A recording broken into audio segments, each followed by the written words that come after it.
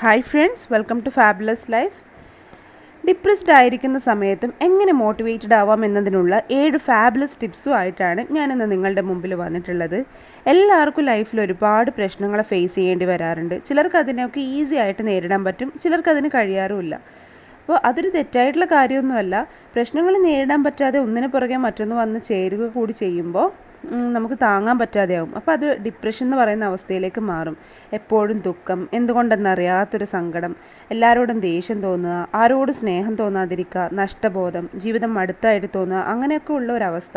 അപ്പോൾ ഈ ഒരവസ്ഥയിലും നമുക്ക് ജീവിതത്തിൽ നിർബന്ധമായിട്ടും ചെയ്യേണ്ട കുറേ കാര്യങ്ങൾ ചെയ്യേണ്ടതായിട്ട് വരും. ഏതവസ്ഥയിലാണെങ്കിലും നമ്മൾ ചെയ്യേണ്ട കാര്യം ചെയ്യണമല്ലോ. അപ്പോൾ അതൊക്കെ ചെയ്യാൻ നമുക്ക് വേണ്ടത് മോട്ടിവേഷനാണ്. അപ്പോൾ ഏതൊരവസ്ഥയിലും മോട്ടിവേറ്റഡ് ആവാനുള്ള ടിപ്സുമായിട്ടാണ് ഞാനിന്ന് വന്നിരിക്കുന്നത്. അതിലാദ്യത്തേത് സ്മൈൽ, പുഞ്ചിരിക്കുക. ഞാൻ എൻ്റെ എല്ലാ വീഡിയോസിലും പറയുന്നൊരു കാര്യമാണ്, കണ്ണാടി നോക്കിയിട്ട് നിങ്ങളോട് തന്നെ ഒന്ന് പുഞ്ചിരിക്കുക എന്നുള്ളത്.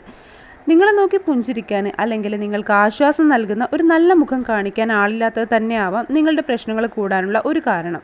അപ്പോൾ എല്ലാത്തിനും കൂടെ നിൽക്കാൻ എപ്പോഴൊന്നും ആൾക്കാരുണ്ടാവില്ലെങ്കിലും, ഇനി ഉണ്ടായാലും ഇല്ലെങ്കിലും നമ്മൾ സ്ട്രോങ് ആയാലും മാത്രമേ നമ്മുടെ ലൈഫിൽ നമുക്ക് എന്തെങ്കിലും നേടാൻ കഴിയൂ.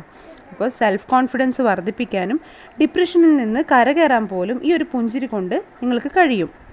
നിങ്ങളിപ്പോൾ എന്തെങ്കിലും തരത്തിലുള്ള വിഷമത്തിലാണെങ്കിൽ, അല്ലെങ്കിൽ ഡിപ്രസ്ഡ് ആയിട്ടുള്ള ഒരവസ്ഥയിലാണെങ്കിൽ, നിങ്ങൾ വേഗം തന്നെ പോയിട്ടൊന്ന് കണ്ണാടി നോക്കിയിട്ടൊന്ന് പുഞ്ചിരിച്ച് നോക്കുക.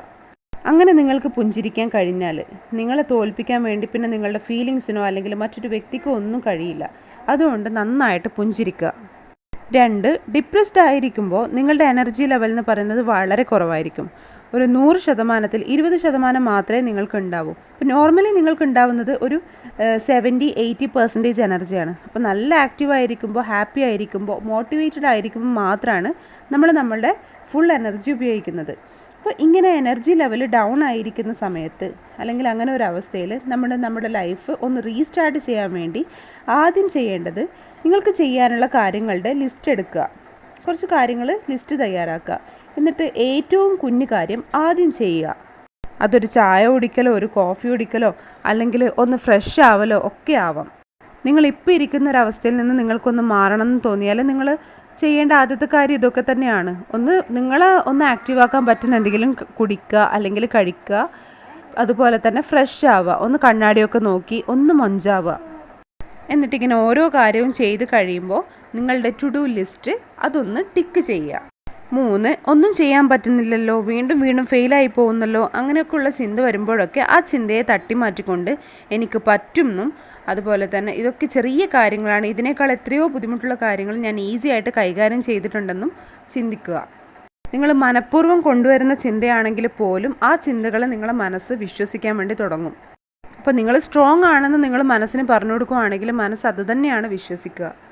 4, നിങ്ങളെ കേൾക്കാൻ, നിങ്ങളെ സപ്പോർട്ട് ചെയ്യാൻ ഒരാളുണ്ടെങ്കിൽ, ഒരു ബെസ്റ്റ് ഫ്രണ്ടോ അല്ലെങ്കിൽ ഹസ്ബൻഡോ അങ്ങനെ ആരെങ്കിലും ഉണ്ടെങ്കിൽ അവരോട് നിങ്ങളുടെ വിഷമം പറയുക, സൊല്യൂഷൻ തേടുക.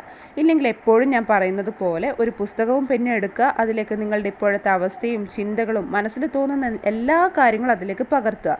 ആ പേജ് പിന്നീട് കീറിക്കളയോ അല്ലെങ്കിൽ ആ ചിന്തകളെ ഇല്ലാതാക്കുന്നു എന്ന് നിങ്ങൾക്ക് നിങ്ങളുടെ കണ്ണുകളെയും മനസ്സിനെയും വിശ്വസിപ്പിക്കാൻ വേണ്ടി ആ പേപ്പർ കത്തിക്കുകയോ ഒക്കെ ചെയ്യാം. ഇങ്ങനെ ചെയ്താൽ തീർച്ചയായും നിങ്ങൾക്ക് നല്ല ആശ്വാസം കിട്ടും. 5, ടേക്ക് എ ബാത്ത്, ഒന്ന് നന്നായി കുളിക്കുക. ഞാൻ ആദ്യം പറഞ്ഞ പുഞ്ചിരി പോലെ തന്നെ വളരെ എഫക്റ്റീവായിട്ടുള്ളൊരു മെത്തേഡാണ് ഈ കുളിക്കുക എന്ന് പറയുന്നതും. ഇതിന് മുൻപേ പറഞ്ഞ 4 ടിപ്സ് നിങ്ങൾ ചെയ്ത് കഴിയുമ്പോഴേക്കും നിങ്ങളുടെ മനസ്സ് ഒരുപാട് മാറിയിട്ടുണ്ടാവും. അപ്പോൾ നിങ്ങളൊരു 40% എങ്കിലും ഓക്കെ ആയിട്ടുണ്ടാവും, ആക്റ്റീവ് ആയിട്ടുണ്ടാവും. അപ്പോൾ കുളിക്കുക കൂടി ചെയ്താൽ ഞാൻ ഉറപ്പ് തരുന്നു നിങ്ങളൊരു 60% ആക്റ്റീവ് ആകും. അപ്പോൾ എന്തെങ്കിലും ജോലി തീർത്തിട്ട് കുളിക്കാമെന്ന് കരുതി കാത്തു നിൽക്കാൻ പാടില്ല. Go and take a bath. ആ ഒരു സമയത്ത് തന്നെ പോയിട്ട് കുളിക്കുക.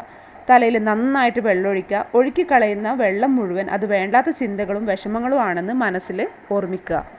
അതായത് നമ്മുടെ ചിന്തകളെയാണ്, അനാവശ്യമായിട്ടുള്ള ചിന്തകളെയും വിഷമങ്ങളെയാണ് കഴുകിക്കളയുന്നതെന്ന് നമ്മൾ മനസ്സിൽ ചിന്തിച്ചാൽ മതി.